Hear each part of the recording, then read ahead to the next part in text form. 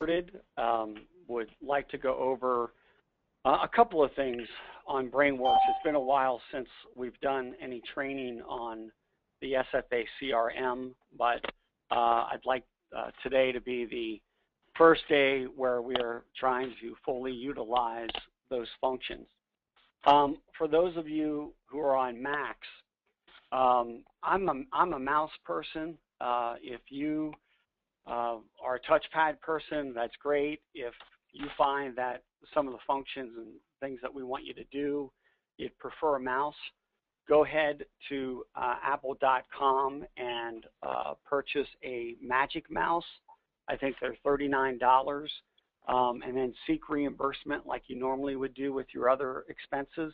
But send me a photocopy of the Apple sheet that comes with the mouse, because that becomes company property, and I need to give that to Dave Altop. I'm using a Magic Mouse, and it's actually a pretty cool little device.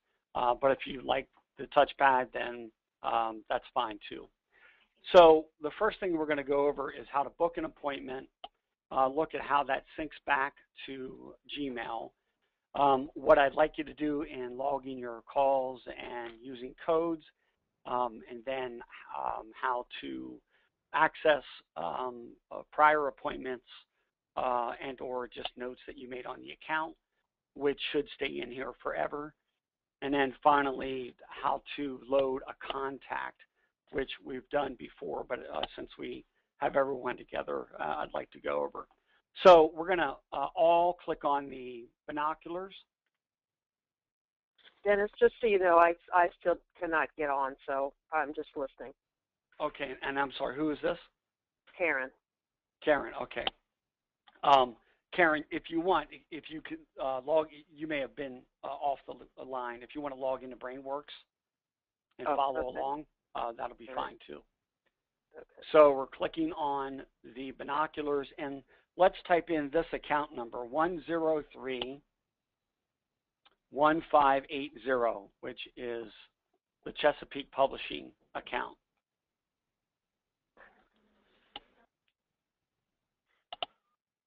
I'm limited. It won't let me in.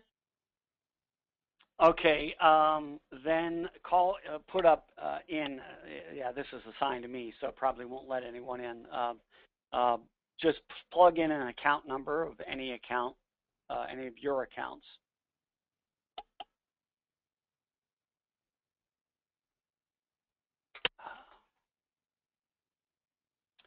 And once you get that account up, we want to click on the calendar icon, which has up in the top ribbon has the number 24 in it, and you want to just click on that once. And on the left, there should be a gray box that has Thursday, September 6th in blue. That is, if you had any appointments today, on that day, would just show you a raw list of those appointments. Click on the calendar icon again that has the 24 in it, and you should see a yellow, sort of like an old day timer appearance. And the calendar is sort of separate from whatever account you have called up, in that you can, up and on the top where it says Thursday, there are arrow keys to the left and to the right. You can go to any day of the week to book the appointment. It doesn't have to be that day.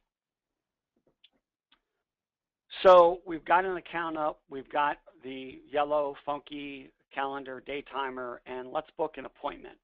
To book an appointment, you want to go up to the ribbon at the top to the two hands, the handshake. If you mouse over that for a second, a little call out schedule appointment will pop up. It doesn't have to. I can't see where you are pointing.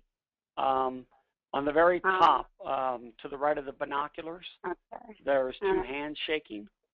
If you click on that, if you click on it, it's simply going to activate the appointment function. So then I'm going to make an appointment with this account that I have up, Chesapeake Publishing. I can go to any day of the week, but let's just say for now I'm going to make an appointment with Chesapeake Publishing for 11 o'clock. So I go over for today. So I go over to the calendar and double click on 11 o'clock.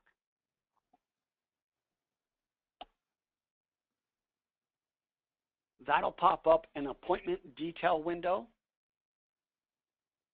And it's going to have the date, the starting time, which all of this can be changed. In the subject line, you might want to put in whatever subject, good prospect or whatever you want to type in.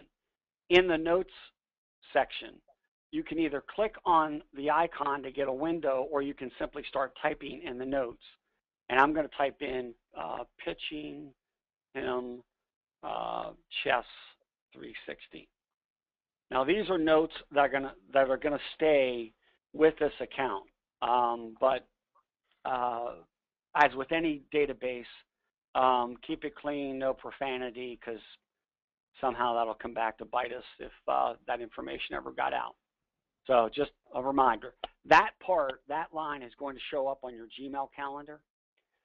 Then under task data, there's an action column. If you pull that down, you're going to want to select in-person appointment.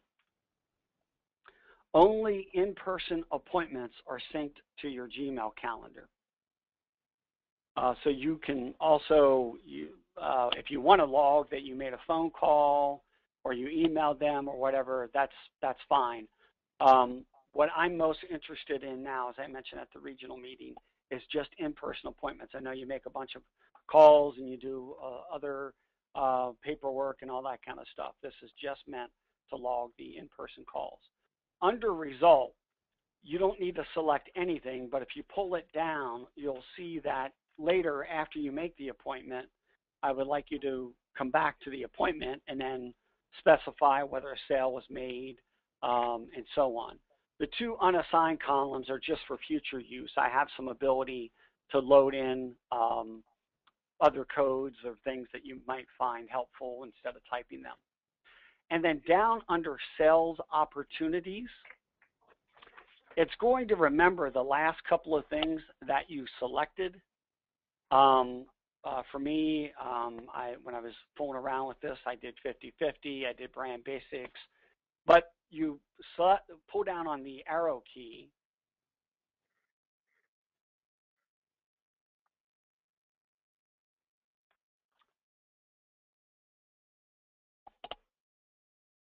you got it.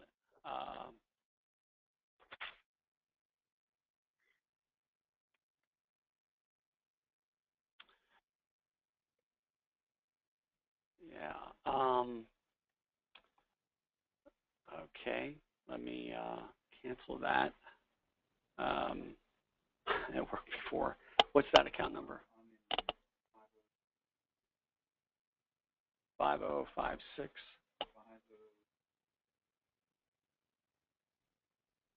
505666.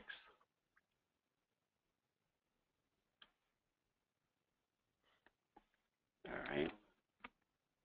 Yeah, very strange. I'm going to make an 11 o'clock appointment.